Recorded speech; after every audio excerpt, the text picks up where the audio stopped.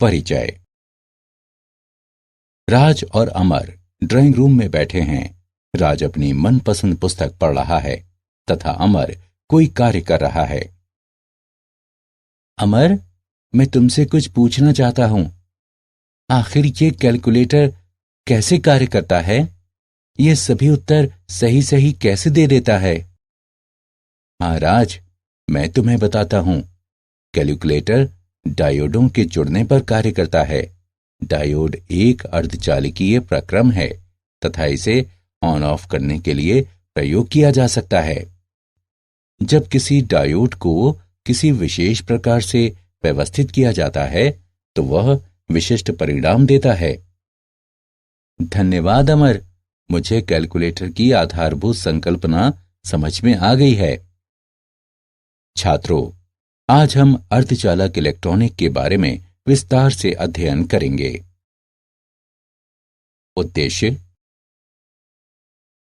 इस पाठ के अंत में आप निम्न करने में सक्षम हो जाएंगे।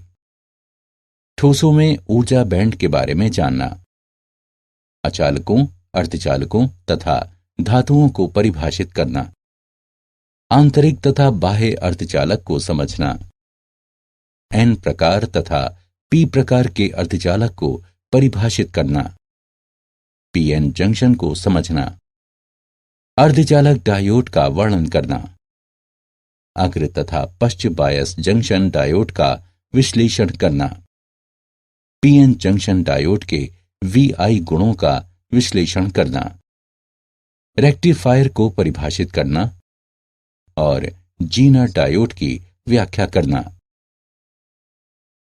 ठोसों में ऊर्जा बैंड। परमाणु में इलेक्ट्रॉन किसी निश्चित नियम के अनुसार विविध कोशों में वितरित होता है तथा उन्हें निश्चित डिस्क्रीट ऊर्जा मान रखने की अनुमति होती है। ग्राह्य ऊर्जा के मान को प्रायः ऊर्जा स्तर डायग्राम पर दर्शाया जाता है। हम ऊर्जा स्तर के लिए बैंड निर्माण पर विचार करेंगे जो संयोजी इलेक्ट्रॉन द्वारा ग्रहण किया जाता है तथा इसके अगले स्तर पर भी विचार करेंगे। ऐसा माना जाता है कि क्रिस्टल में परमाणुओं के बीच की दूरी धीरे धीरे अनंत से घटकर आर नॉट हो जाती है जो तुल्यांक के संगत नहीं है। संयोजी बैंड। संयोजकता बैंड ऊर्जा स्तर का संयोजी बैंड है जो क्रिस्टल में परमाणुओं से बंधे संयोजी इलेक्ट्रॉन में होता है। रिक्ति अंतराल। संयोजकता बैंड के ऊपर ऊर्जा का क्षेत्र जिसमें इलेक्ट्रॉन नहीं पहुंच सकता है। चालन बैंड। रिक्ति अंतराल के ठीक ऊपर ऊर्जा का स्तर जो क्रिस्टल के चालक इलेक्ट्रॉन द्वारा ग्रहण किया जाता है। ये इलेक्ट्रॉन गति करने के लिए मुक्त होते हैं तथा विद्युत क्षेत्र में अपनी ऊर्जा बढ़ा लेती हैं। अचालक, अर्धचालक तथा धातुएं। ठोसों के बैंड सिद्धांत के आधार पर ठोसों को अचालक, अर्धचालक तथा धातुओं के रूप में वर्गीकृत किया जाता है। अचालक। संयोजकता बैंड पूर्णतः भरा होता है तथा चालन बैंड दूर होता है। इस प्रकार के पदार्थों का अच्छा उदाहरण हीरा है। इसके 6 इलेक्ट्रॉन वोल्ट की रिक्ति अंतराल होते हैं। सभी संयोजकता इलेक्ट्रॉन सहसंयोजक आबंध के निर्माण में भाग लेते हैं तथा विद्युत के चालन के लिए कोई उपलब्ध नहीं होते हैं। अर्धचालक। संयोजकता बैंड पूर्णतः भरे होते हैं तथा चालन बैंड इसके निकट होते हैं। इस प्रकार के पदार्थ का उदाहरण है सिलिकॉन। इसके 1.1 इलेक्ट्रॉन वोल्ट के रिक्ति अंतराल होते हैं।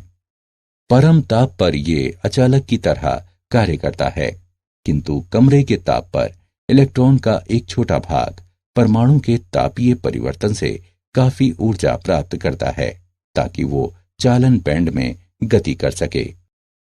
ताप के बढ़ने के साथ अर्धचालकों की चालकता बढ़ती है। धातुएं। संयोजकता बैंड अंशतः भरे होते हैं। ये संयोजकता तथा चालन बैंड का एक दूसरे के ऊपर अतिव्यापन होता है। इस प्रकार के पदार्थ का उदाहरण सोडियम है।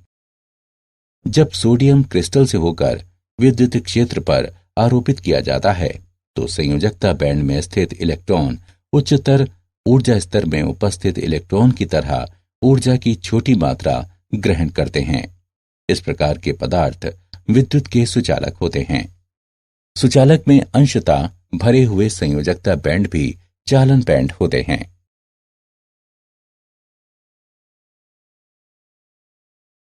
आंतरिक अर्धचालक। आंतरिक अर्धचालक वे हैं जिनमें अशुद्धियां उपलब्ध नहीं होती हैं तथा इसलिए परिशुद्ध अर्धचालक कहलाते हैं। ऐसे अर्धचालकों में कुछ क्रिस्टल दोष उपस्थित हो सकते हैं।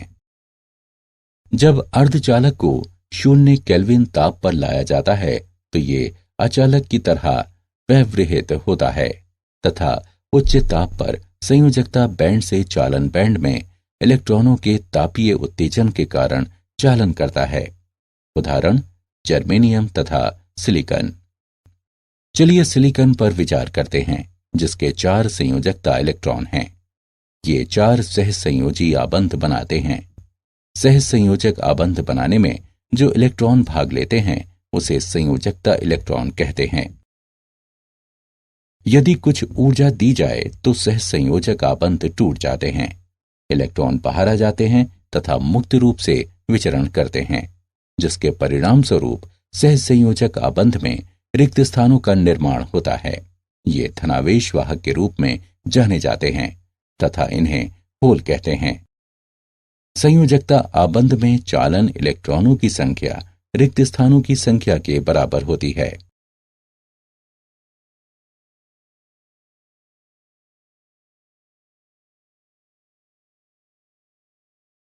बाह्य अर्धचालक।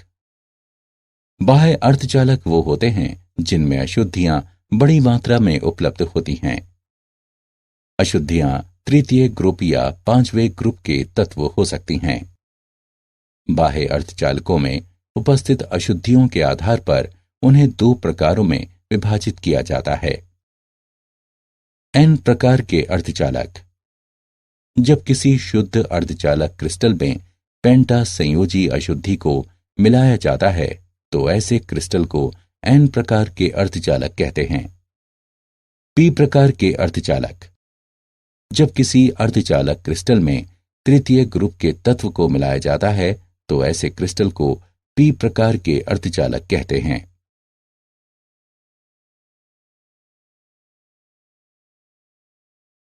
एन प्रकार के अर्धचालक।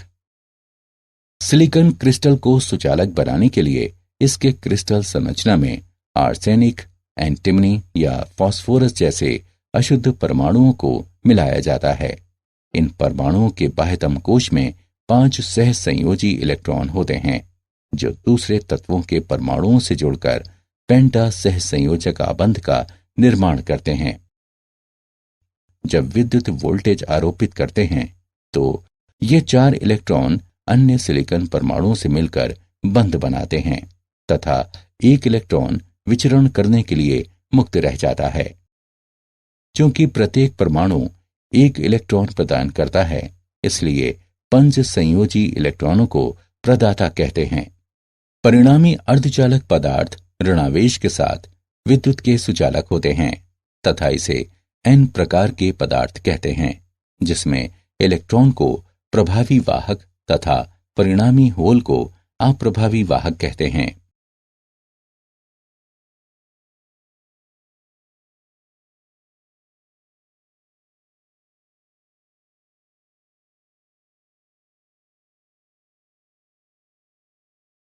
पी प्रकार के अर्धचालक। पी प्रकार के अर्धचालक में हम त्रिसंयोजी अशुद्धि को डालते हैं जैसे कि एल्यूमिनियम, बोरॉन अथवा इंडियम। बाह्यतम सहसंयोजक बंध में केवल 3 संयोजी इलेक्ट्रॉन उपस्थित होते हैं अर्थात चतुर्थ आबंध का निर्माण नहीं हो सकता है। ये अर्धचालक पदार्थ को प्रचुर आवेश वाहक प्रदान करता है जो क्रिस्टल की संरचना में होल कहलाता है। क्योंकि प्रत्येक अशुद्ध परमाणु होल का निर्माण करता है, त्रिसंयोजी अशुद्धि प्रायः ग्राहक के रूप में प्रसिद्ध है। चालन में मुख्यतः धन आवेश वाहक होते हैं जिससे पी प्रकार के पदार्थ बनते हैं, तथा धन होल को मुख्य वाहक कहते हैं, जबकि मुक्त इलेक्ट्रॉन को निम्न वाहक कहते हैं।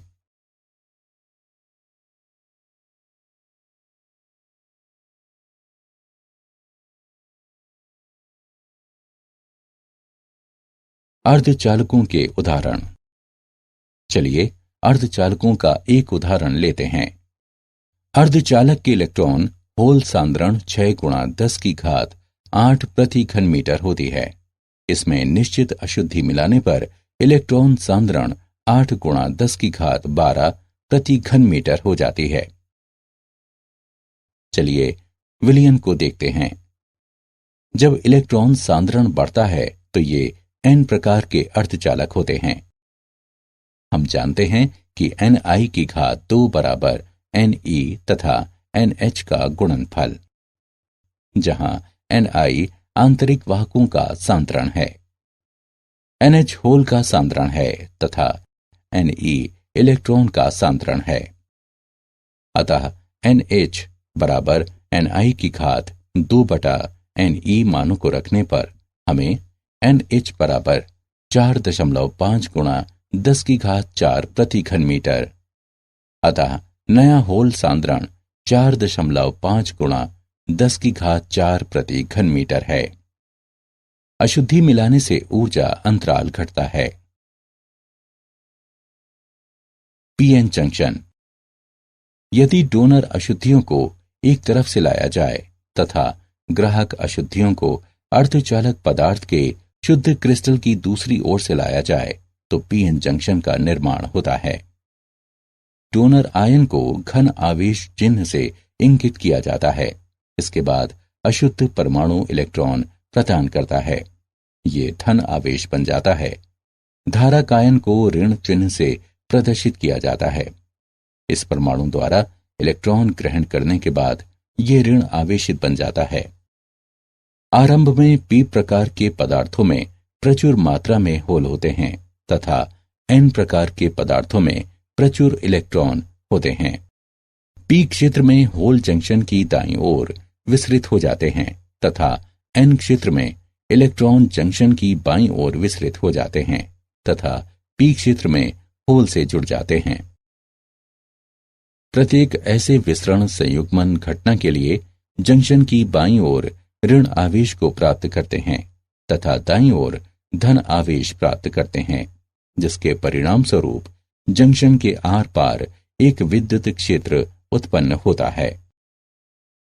क्योंकि जंक्शन के क्षेत्र में चालक आवेश कम होते हैं, इसे रिक्ति क्षेत्र अथवा अंतरिक्ष आवेश क्षेत्र कहते हैं। इलेक्ट्रॉनों को एन क्षेत्र से पी क्षेत्र में विचलित करने के लिए इलेक्ट्रॉन को eV0 ऊर्जा की ऊंचाई को प्राप्त करना आवश्यक है। होल को भी पी क्षेत्र से एन क्षेत्र की ओर विचलित होने के लिए समान ऊंचाई की ऊर्जा प्राप्त करना आवश्यक है। अर्धचालक डायोड। अर्धचालक डायोड किसी बाह्य वोल्टेज के अनुप्रयोग के लिए सिरों पर धातु से संपर्कित पीएन जंक्शन है। ये 2 सिरों वाला प्रक्रम है। सिरे पर तीर का निशान प्रक्रम के पी प्रकार के टर्मिनल के संगत होता है तथा आसान धारा प्रवाह की दिशा को इंगित करता है। यह धारा को एक ही दिशा में प्रवाहित करने के लिए निम्न प्रतिरोध युक्त 2 टर्मिनल वाला विद्युत यंत्र है तथा दूसरी दिशा में प्रतिरोध उच्च होता है। किसी डायोड का सबसे सामान्य कार्य है कि वो विद्युत धारा को अग्र दिशा में प्रवाहित होने देता है, जबकि पश्चिम दिशा में अवरोध करता है। अग्रदिशिक बायस जंक्शन डायोड। जब किसी डायोड को अग्रदिशिक बायस अवस्था में जोड़ते हैं तो एन प्रकार के पदार्थ में एक ऋण वोल्टेज आरोपित होता है तथा पी प्रकार के पदार्थों में धनात्मक वोल्टेज आरोपित होता है। यदि ये बाह्य वोल्टेज अवरोधक से अधिक होता है तो पश्च अवरोधक पर नियंत्रण हो जाता है तथा धारा प्रवाहित होने लगती है। अग्र बायस अवस्था पीएन जंक्शन से होकर निम्न प्रतिरोध पथ को प्रदर्शित करती है, जो बायस वोल्टेज में केवल लघु वृद्धि के साथ डायोड से होकर बहुत उच्च विद्युत धारा को प्रवाहित होने देती है। रिक्ति स्तर के कार्य द्वारा जंक्शन अथवा डायोड से होकर वास्तविक अवरोध अंतर को अचर रखा जाता है। ऋण वोल्टेज इलेक्ट्रॉन को जंक्शन की ओर अग्रसर करता है या वहां से विकर्षित करता है तथा उन्हें अतिव्यापन के लिए ऊर्जा देता है तथा धन वोल्टेज द्वारा जंक्शन की विपरीत दिशा में आ रहे होल से जोड़ता है। जंक्शन डायोड पर अग्रदिशिक बायस वोल्टेज के अनुप्रयोग से रिक्ति स्तर बहुत पतला तथा संकीर्ण हो जाता है, जो जंक्शन से होकर निम्न अवरोध को प्रदर्शित करता है। इस प्रकार उच्च विद्युत धारा को प्रवाहित होने देता है। वो बिंदु जिस पर धारा में अचानक वृद्धि होती है उसे नी बिंदु के रूप में स्थिर IV विशिष्ट वक्र द्वारा दर्शाते हैं।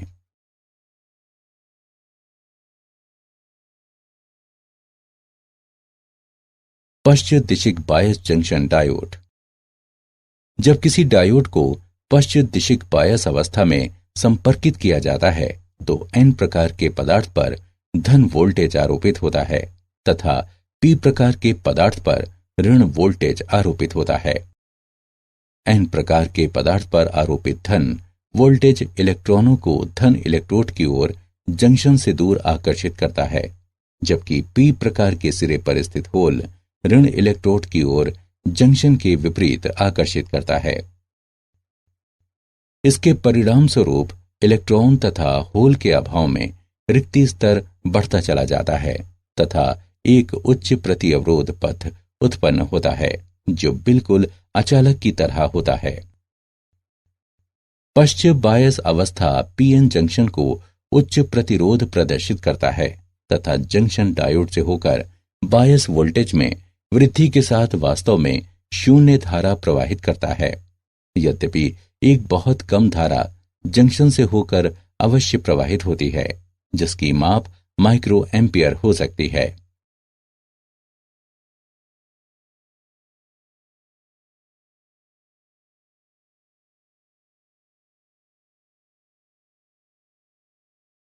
PN जंक्शन डायोड के VI गुण। अग्रदिशिक बायस में धारा तब तक पहले धीरे धीरे बढ़ती है जब तक कि डायोड से होकर वोल्टेज किसी निश्चित मान को प्राप्त नहीं कर लेता है। विशिष्ट विभव के बाद डायोड धारा डायोड बायस वोल्टेज के बहुत लघु वृद्धि के बावजूद भी तेजी से बढ़ती है। इस वोल्टेज को थ्रेशोल्ड वोल्टेज अथवा नी वोल्टेज कहते हैं। पश्चिम दिशिक बायस में डायोड के लिए धारा बहुत लघु होती है तथा बायस में परिवर्तन के साथ भी हमेशा अचर होती है। ये पश्चिम दिशिक बायस पर धारा अचानक बढ़ती है। ये वोल्टेज ब्रेकडाउन वोल्टेज कहलाता है।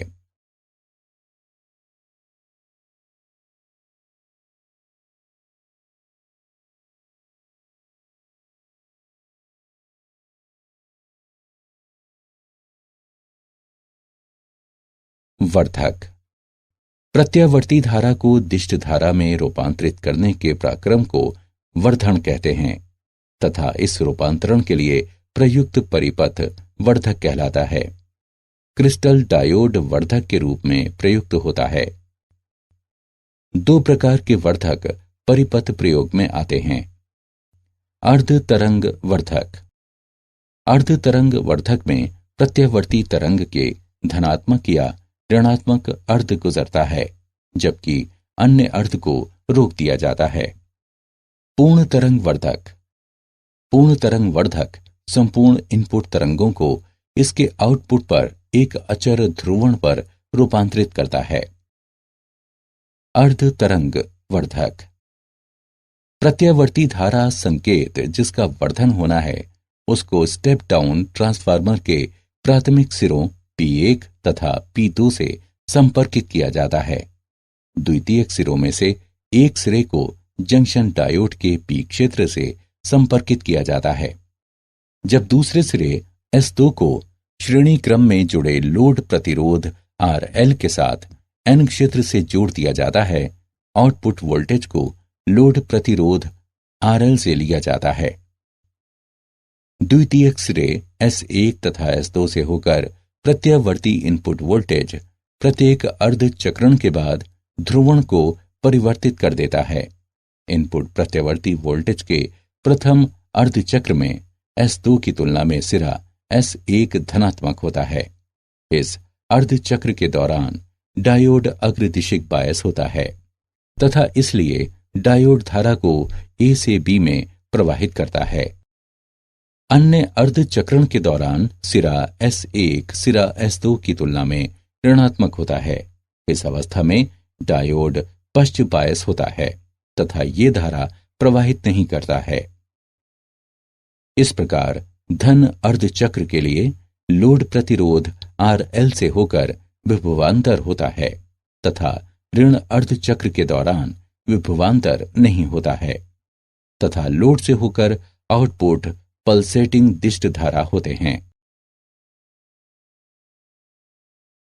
पूर्ण तरंग वर्धक। पूर्ण तरंग वर्धन के लिए दो जंक्शन डायोडों का उपयोग होता है। इसमें दो डायोड D1 तथा D2 होते हैं जिसके N सिरे N1 तथा N2 सिरों से एक दूसरे से जुड़े होते हैं।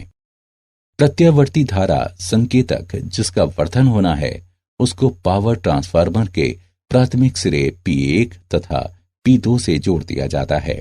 डायोड के P क्षेत्रों में P1 तथा P2 को ट्रांसफार्मर के द्वितीय सिरे S1 तथा S2 से संपर्कित कर दिया जाता है। आउटपुट को लोड RL से लिया जाता है। द्वितीयक S1 तथा S2 से होकर AC इनपुट वोल्टेज से प्रत्येक अर्ध चक्र के बाद पोलैरिटी बदल लेता है। इनपुट प्रत्यावर्ती सिग्नल के प्रथम अर्ध चक्र में टर्मिनल S1 धनात्मक होता है तथा S2 ऋणात्मक होता है। तब डायोड D1 अग्रदिशिक बायस होता है तथा डायोड D2 पश्चिम दिशिक बायस होता है। अतः डायोड D1 से चालन होता है जबकि डायोड D2 से नहीं होता है। डायोड D1 के कारण धारा की दिशा A से B की ओर होती है। दूसरे अर्धचक्र में टर्मिनल S1 ऋणात्मक है तथा S2 धनात्मक है। डायोड D1 पश्चिम दिशिक बायस है तथा डायोड D2 अग्रदिशिक बायस होता है। अतः डायोड D2 में चालन होता है जबकि D1 में चालन नहीं होता है।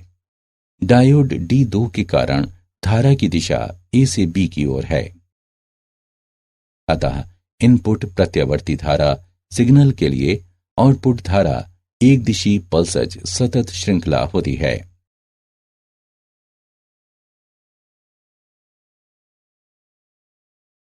Zener diode. जेनर डायोड पश्चिम दिशिक उचित रूप से मिश्रित क्रिस्टल डायोड है जिसमें ब्रेकडाउन वोल्टेज तेज होता है तथा जो ब्रेकडाउन क्षेत्र कार्यान्वित करता है।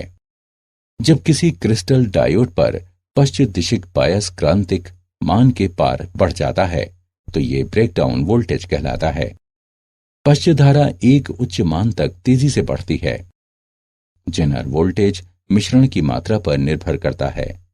कम मिश्रित डायोड में उच्चतर ब्रेकडाउन वोल्टेज होता है।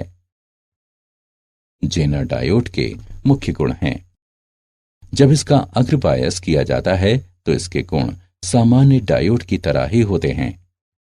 जेनर डायोड हमेशा पश्च बायस होता है। जब पश्च बायस होता है तो इसमें से होकर अल्प धारा प्रवाहित होती है।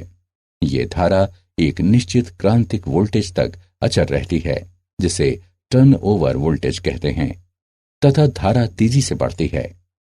पश्च वोल्टेज जिसके लिए धारा पश्च गुण के रैखिक भाग पर किसी बिंदु के संगत होती है जेनर वोल्टेज कहलाती है।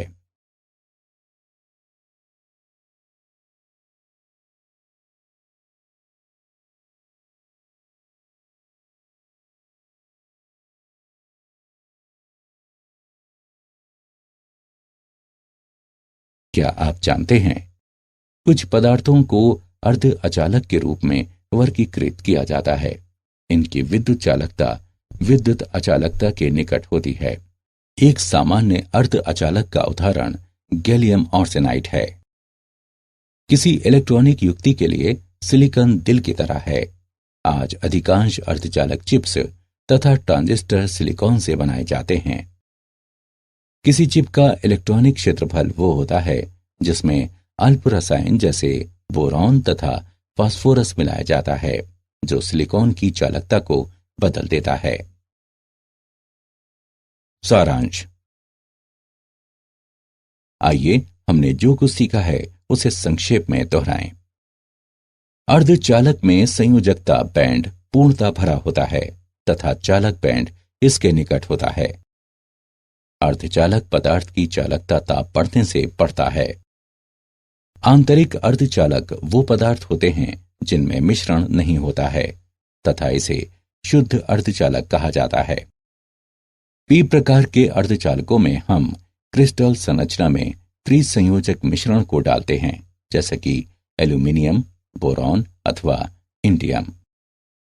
यदि दाता मिश्रण शुद्ध क्रिस्टल अर्धचालक पदार्थ के एक तरफ प्रविष्ट होते हैं तथा ग्राही मिश्रण को इसकी दूसरी ओर, तो पीएन जंक्शन का निर्माण होता है। एक अर्धचालक डायोड मूलतः धात्विक संपर्क के साथ पीएन जंक्शन है, जो बाह्य वोल्टेज के अनुप्रयोग के लिए अंतिम सिरों पर जुड़े होते हैं। प्रत्यावर्ती धारा को दिष्ट धारा में बदलने के क्रम को प्रवर्धन कहते हैं तथा इस रूपांतरण के लिए परिपथ को प्रवर्धक कहते हैं। जेना डायोड उचित रूप से मिश्रित एक पश्च बायस डायोड है, जिसमें तेज ब्रेकडाउन वोल्टेज होता है, ब्रेकडाउन क्षेत्र में कार्य करता है।